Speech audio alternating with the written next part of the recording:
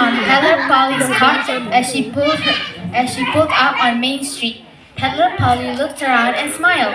I'm sure glad to be back in Tailtown. Imagine a town where everyone tells stories. Peddler Polly parked at the town square. Over on Town Hall, she saw a notice. Story swap today. Bring a story if you still know one. If you still know one? Hello, Peddler Polly. Well, it's my old friend Penny. Do you have any good stories for me? I'll gladly trade someday for my cart. Penny sobbed and sniffed. I don't have any more stories. Hardly anyone in Tailtown does. We're losing our stories. Losing your stories? Whatever do you mean? First, we start to tell a story, and then it's gone. We don't remember it anymore. Come to the story swap days after and see. Ladies and gentlemen, boys and girls. Another cart had parked on town square. Its sign said, Dr. Sebastian Spellbinder, Entertainment Paraphernalia. You've heard of a storyteller and you've heard of a storybox. Well, I'm here to show you something finer still. The brand new patented Spellbinder Storybox. Polly, he's selling stories. Dr. Spellbinder held up one of the wooden boxes, showing a pane of glass on one side. He flipped the switch and the glass came to life. Tiny characters moved across the pane and tiny voices came out. Someone in the crowd yelled, It's Cinderella! Dr. Spellbinder turned the knob and a different moving picture appeared. And that's Sleeping Beauty.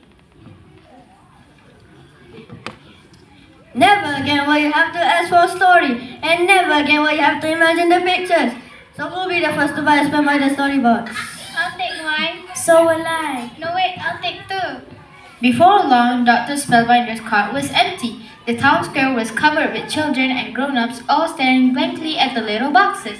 I don't like the look of this.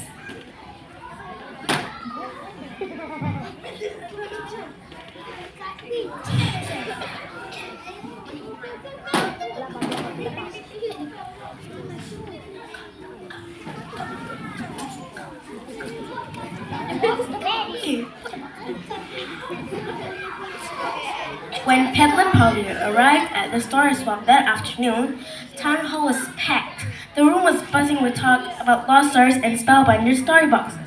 Finally, Mayor Bigwig took the stage. He glanced nervously around him. Welcome to the story swap. It is my honor to tell the first story, The Pied Piper of Hamelin. From her seat by an open window, Peddler Polly heard a soft whir and a sucking noise.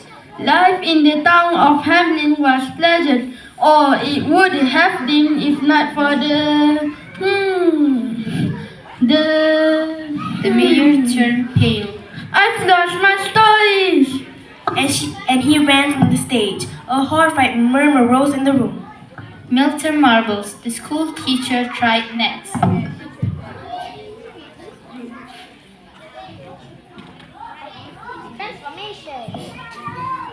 My story is Jack and the Beanstalk. Again, Peddler Polly heard the whir and the sucking noise. There was once a poor widow who had an only son named He fled the stage in tears. Next came Penny. This is the myth of Pegasus. Peddler Polly heard the noises once more. Long time ago in Greece, there was a horse called Pegasus. It was a special horse because... Stop that swap! We can't afford to lose any more stories. It is the end of storytelling in Tailtown. As excited talk filled the room, Peddler Polly thought she heard a cackle out the window. She looked and saw a man with a top hat hurry away from the building. He carried a large wooden box covered with switches, knobs, and dials, with a long hose attached to it. It's Dr. Spellbinder. I better look into this. She followed Dr. Spellbinder from a distance as he left the town and made his way into the hills. At last, Dr. Spellbinder disappeared through the mouth of a cave. The huge cave was filled with mechanisms and contraptions, all of them noisily pulling or pushing or pulsing or pounding.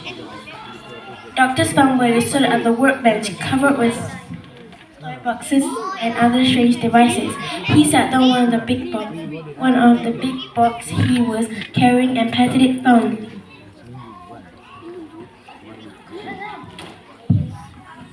3 more stories to put in my story boxes, and all thanks to my brilliant invention, the Spellbinder Story Sucker.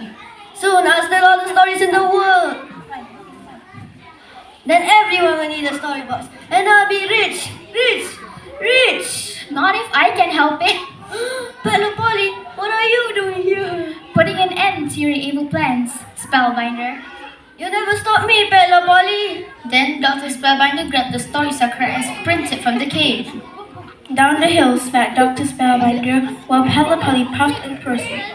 Without the story sucker, Peddler Polly was faster. You never catch me, Pedlo Polly. I'll do whatever it takes to save Tailtown.